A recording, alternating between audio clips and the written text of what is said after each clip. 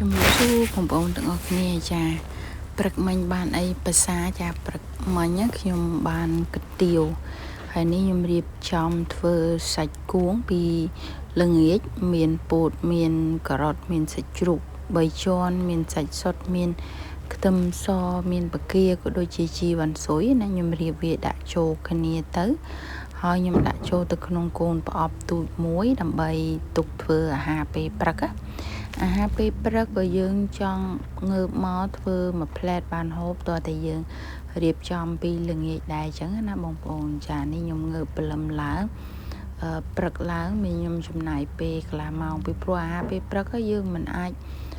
ងើបមកត្រូវតែចំណាយពេលលើវា2-3ម៉ោងអីដូចពេលយើងធ្វើអាហារពេលថ្ងៃទេព្រោះអាហារពេលថ្ងៃយើងអាចធ្វើទៅយើងអាចហូបបានដល់ល្ងាចហើយពេលខ្លះវាអាចឆ្លងដល់ស្អែកមកព្រឹកអីទៀតចឹងចាតែបើអាហារពេលព្រឹកបើយើងគ្រាន់តែចំណាយពេលធ្វើវា1ម៉ោង2ម៉ោងធ្វើឲ្យយើងធុញហើយយើងអត់ចង់ងើបមកធ្វើវារាល់ថ្ងៃទេតែបើយើងរៀបចំឲ្យពីល្ងាចអញ្ចឹងដូចយើងចង់ព្រឹកហ្នឹងយើងចង់ហូបកាទៀវតើយើងការ៉ុតឬក៏បន្លែអីទាំងអស់ហ្នឹងយើងហាន់វាពីល្ងាចឲ្យទៅហើយយើងទុកក្នុងទូទៅចាហើយព្រលឹមឡើងយើងត្រៀមរៀបចំដាក់មកតែមួយផ្លែតបានហូបហើយដូចខ្ញុំធ្វើកាទៀវហូបនេះខ្ញុំអត់ប្រើឆ្អឹងស៊ុបឬក៏ប្រើអីនាំតែវាចាក់ស្មុកស្មាញអីចឹងទេតែបើចង់ហូបឆ្អឹងស៊ុបខ្ញុំល្ងាស់វាពីល្ងាចតែបើសិនជាអត់ទេគឺខ្ញុំធ្វើបែបនេះបងប្អូនដាំទឹកអំពុះទៅដាក់ការ៉ុតទៅវាមានក្បាលបកាដែលយើងបកនេះខ្ញុំក៏ដាក់ទៅហើយ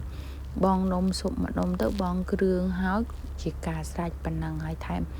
ប្រហិតថែមអីហ្នឹងភ្លក់មើលរសជាតិវាមើលទៅមកល្មមហើយគឺរួចហើយចាប់ផ្ដើមមករៀបចំដាំទឹកដាំអីដាក់សុសកាទៀវឬក៏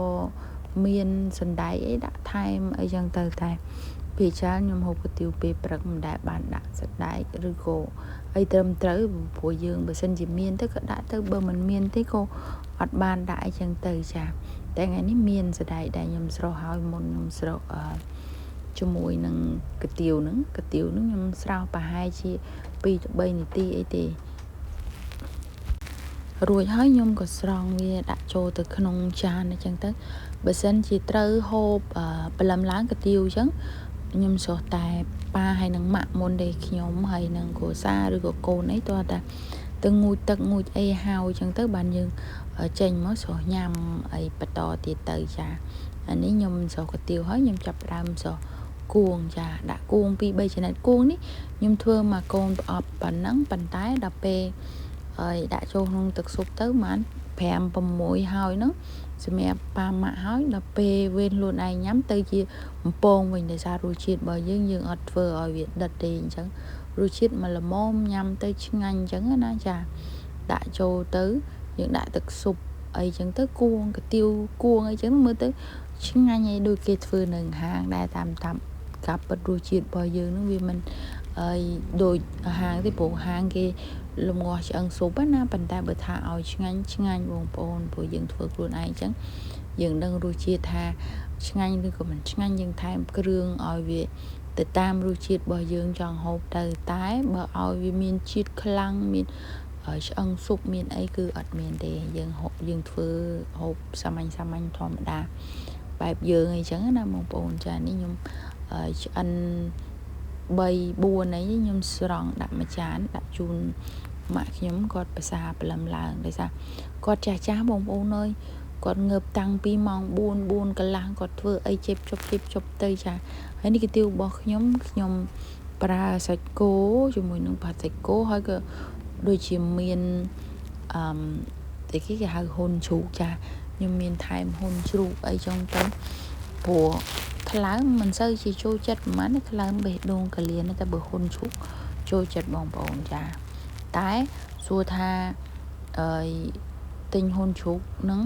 ពិបាកទិញពិបាកព្រោះខ្លាចពេលខ្លះទៅទិញទៅអ្នកលក់គាត់ប្រាប់យើងថាហ៊ុនហ្នឹងអត់ល្វីងទេតែដល់ពេលយើងយកមកធ្វើល្វីងចង់ខឹងអ្នកលក់ទៀតហើយខ្ញុំតែចំអ្នកលក់ណាលក់បោកខ្ញុំអញ្ចឹងថ្ងៃក្រោយដើរកាត់មុខតូបហ្នឹងក៏ខ្ចីមើលមុខអ្នកលក់តែមិនបាច់រាប់អានគ្នាហ្មងទៅជាងយើងលក់ឲ្យស្មោះត្រង់តម្លៃ ថ្លៃជាអីយើងលក់ឲ្យគេទៅតម្លៃល្អ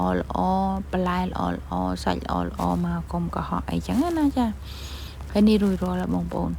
រៀបចំដាក់ចានដាក់អីចឹងមកជូនម៉ាក់ជូនប៉ាព្រលឹមឡើងគាត់ប្រសាទៅហើយមើលម៉ែកូនគេពីរនាក់ងួយស្រឡាញ់គ្នាណាបងប្អូនសัตว์ណាវាស្រឡាញ់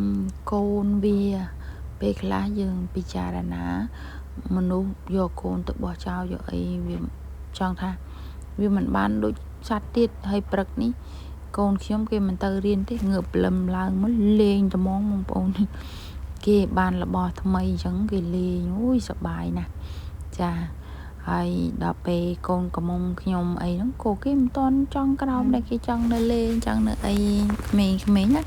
ងើបព្រលឹមឡើងច្រើនតែតំអក់អីចឹងទៅតែយើងធ្វើមកយើងចាស់យើងមិនអាចបដោយតាមក្មេងទេអរគុណបងប្អូនទាំងអស់គ្នាសម្រាប់ការតាមដានទស្សនាវីដេអូនេះខ្ញុំពីដើមរហូតដល់ចប់ជម្រាបលាបាយបាយ